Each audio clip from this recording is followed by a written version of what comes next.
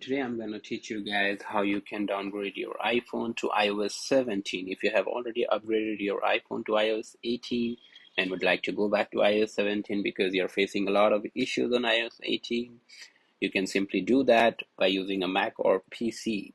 So in my case, I have a Mac here. So first thing that you're gonna do is you're gonna download IPSW file from a third-party website because we do not have an option to download iOS from the Apple website. Okay, so we are gonna have to use third-party website. As you can see on my screen, I have ipsw.me open here and I'm using Google Chrome. You can use any browser you have on your computer. So once you're on the website, you go ahead and click on choose a product and scroll down a bit. In my case, I'm gonna be clicking on iPhone and select your iPhone model. For example, if you are restoring iOS 17 on an iPhone 15 Pro Max, you can just go ahead and click on that. In my case, I'm using iPhone SE 2020. So this device is basically I use for testing beta softwares like iOS 18. I was testing it for quite some time now, but currently it's running on iOS 18.1. Just to showcase you guys how you can do it, I'm just using my iPhone SE 2020. So let's go ahead and click on that.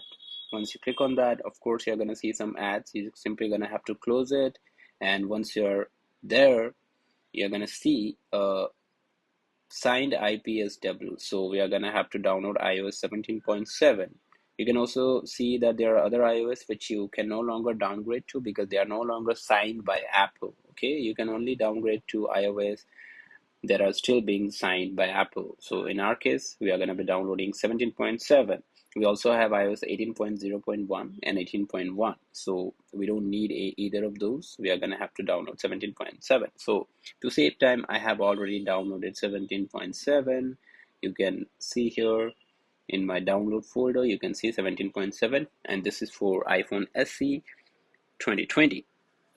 Make sure to download iOS for your specific device model to avoid any issues, right? So once you have it downloaded, we are gonna have to put our iPhone to recovery mode, and I'll be providing the steps or link in the description below on how you can put your iPhone to recovery mode. Once you put into recovery mode, this is how it's gonna look on your PC or Mac. If you're on a PC, you can use iTunes or Apple devices software. To download the software, you can simply go to Microsoft Store if you are on Windows 10 or later. Once you have it installed, simply put your iPhone to recovery mode, connect it to your computer, make sure you already have the IPSW file downloaded. Once you do that, we are gonna click on restore iPhone. So before we click on restore iPhone, we are gonna have to make sure that we press the option button on my keyboard.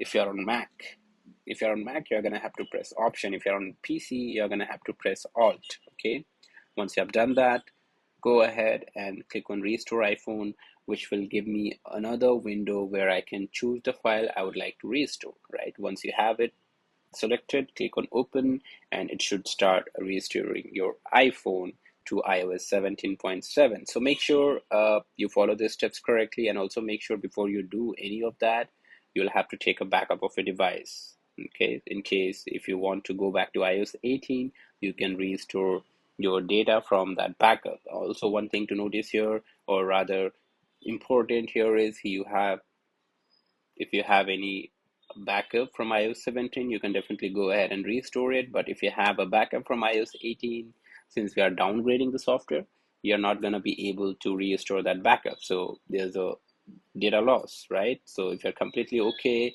losing your data, then go ahead and downgrade it to 17.7. There are other ways to retain the data on the device, and I'll be posting another video for that as well if I get at least more than 150 or 200 likes on this particular video.